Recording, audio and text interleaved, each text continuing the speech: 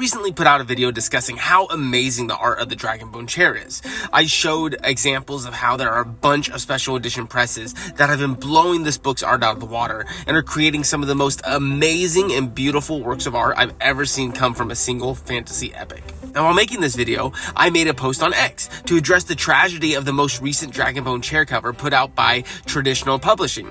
Because while the special edition presses are getting better and better and better, Traditional Publishing seems to be floundering more and more. What we want versus what publishers give us. How is this so hard to understand? And since I only had 120 followers at the time, this post went my version of viral. There were close to 20,000 impressions, 1,000 engagements, and over 24 retweets. And there are dozens of examples of this phenomenon, of traditional publishers just not understanding what the fantasy readers want, what the fantasy community likes. This is what Lord Thal's Bane used to look like, and here's what it looks like now.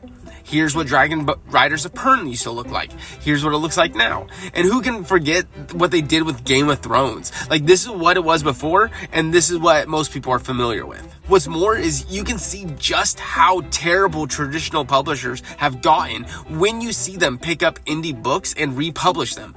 The Grey Bastards is a perfect example of this. Look how epic their original cover was when it was self-published. Now look at it. They destroyed this cover. They took one of the most epic covers of all time and changed it to this totally unappealing, unexcited garbage. Rage of Dragons got a similar treatment as well, although I would argue that it's not nearly as bad. The new cover actually isn't terrible, it just sticks with the theme I'm trying to argue here, and that's fantasy covers going from these epic, beautiful scenes to these vague and super boring covers. But this isn't where the story ends. I got a gift card to Barnes & Noble for Christmas, and it had been burning a hole in my pocket for a long time. But because I buy books so infrequently, I try to save my book purchases for big life events. That way it links the book with a memory. Like if you go watch one of my bookshelf tours, you'll see that most of the books I own are directly linked to major life events, and they hold great significance to me. Like each book acts kind of like a mini memory palace, where when I look at them or pick them up, I get this flurry of images and memories that link that book to that life event. So I recently had a big life event, and I figured now was the perfect time to use that gift card. So I started scrolling through Barnes & Noble's website, looking for books to buy, and settling on expanding my Gene Wolfe collection. I picked up the 2 omnibuses that make up the Book of the Long Sun, and I had like $20 left or something. And at first, I was going to buy the first book of the Book of the Short Sun.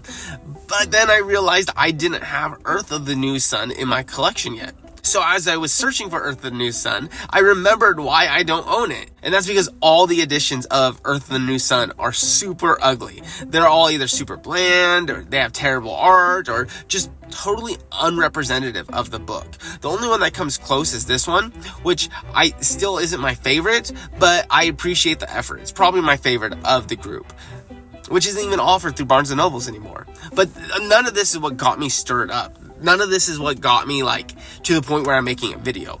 What really grinds my gears is that I found out that Tor has done this super amazing thing by making Earth of the New Sun a Tor essential, cover to be revealed in May 2025. But what's so sad is I never got excited about this. Look what they've done to the Tor essentials. Here's Fifth Head of Cerberus before. Here's their Tor Essential version. Here's a few amazing examples of the Black Company before. Here's the Tor Essential of the Black Company. Here's the Wizard Knight before. Here's their Tor Essential of the Wizard Knight.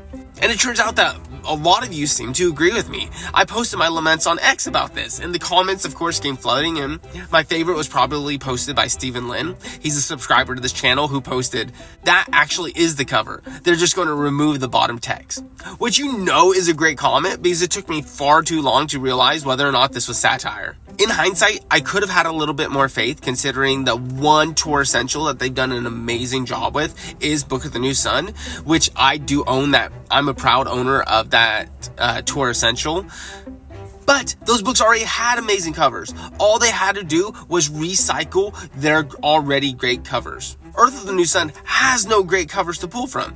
So I fully expect that we're going to get some sort of the audible type cover, which is essentially like a red circle, and we'll be expected to be excited about it. But that's if we get this edition at all. Latest I heard, Tor had not published this essential yet, and people's Amazon's pre-orders were actually canceled. So we may not even end up getting this book at all. But these posts that I made actually spurred up a lot of conversations surrounding the reasons why publishers just fail so much with their covers. Why, they don't connect with their community with modern fantasy covers. Some people are suggesting that it's a matter of money, that minimalist covers don't really require them to hire a true artist, so they can cheapen their costs that way. Others argue that they want something that's easier to size down to a small thumbnail because of social media influencers. They're kind of dumbing it down a little bit.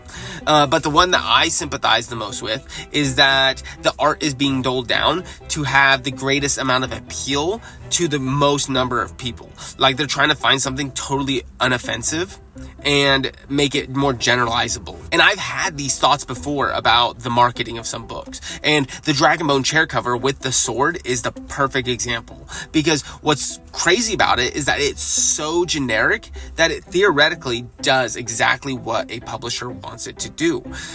It's generic, it's unoffensive, and it'll catch the attention of people who like books about magic swords. But it doesn't reveal enough to answer any questions about that sword. It forces the reader to actually pick the book up and read the blurbs on the back, which will hopefully sell the book. The same goes for the Twilight covers or the Dandelion covers, Dandelion Dynasty covers, which I actually do kind of like. But I will also argue against this at the same time, because you know what else draws my attention but doesn't answer any of my questions? Do you know what cover also performs the same function as these super vague covers?